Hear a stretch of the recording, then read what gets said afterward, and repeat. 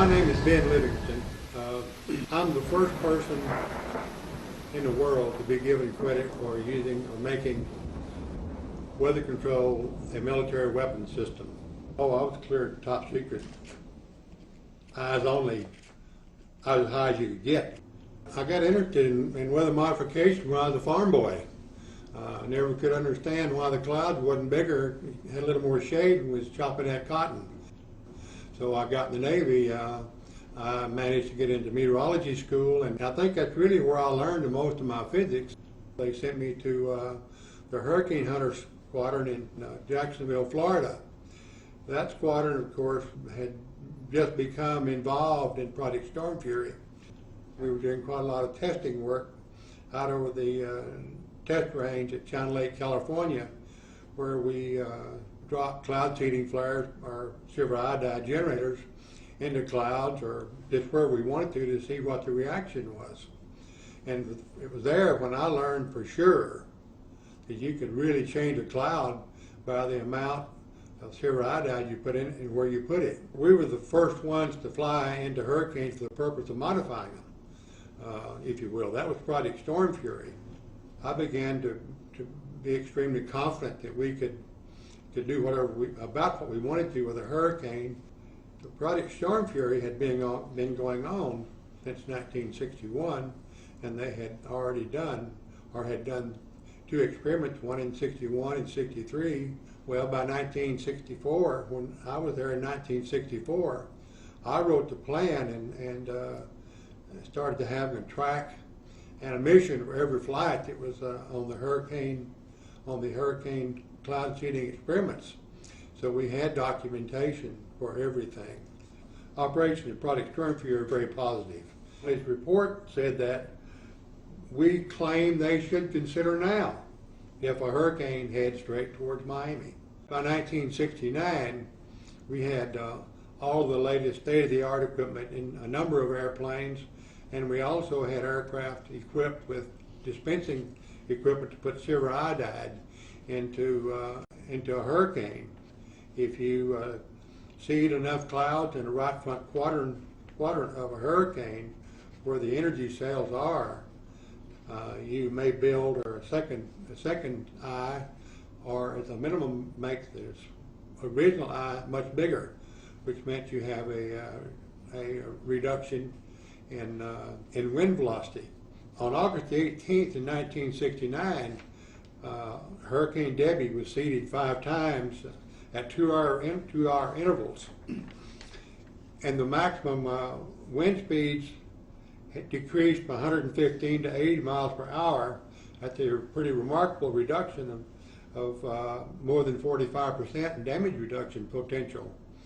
The storm was left alone on the 19th, and on the 20th went back and seeded that cloud the second time and decreased the winds again to just under 100 miles per hour, or about 24% more damage reduction potential. A number of people, scientists if you will, who didn't necessarily endorse applications engineering in these storms. They thought they needed more scientific data. They demanded that a third party investigate all of what Stormfury had done. Stanford University was the party or the institution that did this study of the activity Project Stormfury had done. In summary, the results of the Hurricane Debbie experiments seemed so positive that many individuals believe the project should go operational, seeding major hurricanes that threatened any landmass. And a team of scientists at Stanford Research Institute did a decision analysis on all past seeding events, including the ones in 1961, 1963. And Dr. Matheson from Stanford University, the head of the Research Institute,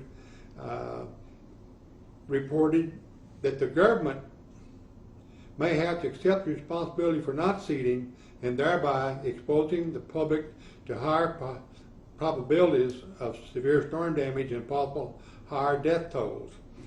It's interesting that we were able to do that and can have the results confirmed by Stanford University in 1969. Some wanted to continue hurricane reductions, and the other part did not want to. It was a political football. And there are people that were wanting to do more pure research and less application engineering, wanted to kill Project Stormfury. So they built up an artificial barrier that prevented hurricanes from ever qualifying to be experimented or seeded for damage reduction. They came up, the scientists at the NOAA research people came up with data that suggested that if a hurricane went through a certain little geographical area, there was no history in 100 years that a hurricane had been through that area ever reached land. So they made a requirement that the storm must go through this area of, I call it the area of improbability, before it would qualify for hurricane damage reduction attention. So after about 10 years, no hurricanes went through there, and the people, that is the scientists who didn't want to spend money on aircraft reconnaissance, decided, well, it's just too expensive, we can't wait any longer, so they killed the project altogether. I am terribly disappointed that the government have decided a long time ago not to do this, not to do the hurricane damage reduction anymore.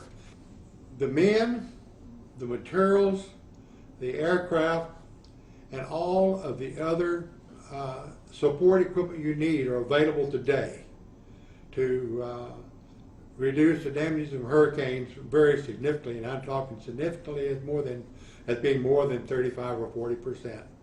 The roof doesn't lift off the house until about 105 miles an hour. If you reduce the damages in hurricanes by 35 or 40%, you're going to save 90% of the damages done by them. Because once you get down below 100 miles an hour, there's not a whole lot of damage occurs from the winds and hurricanes. The tack they've taken is that they're willing to spend money they haven't got to repair places that are not repairable, order the people to evacuate, and the people come back and their house is blown away. We think that's foolishness.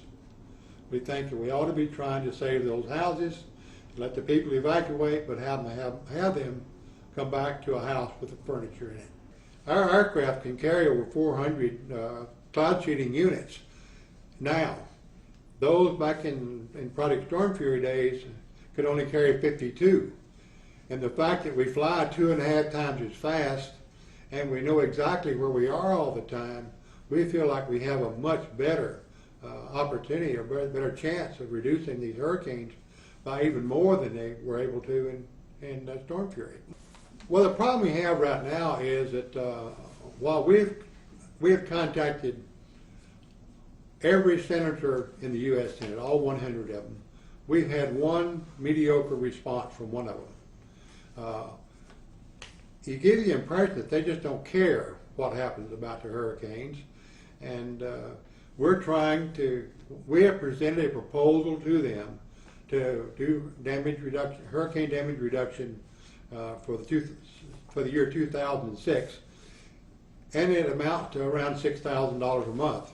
But we have enough airplanes, we have enough people in our company that we can do that.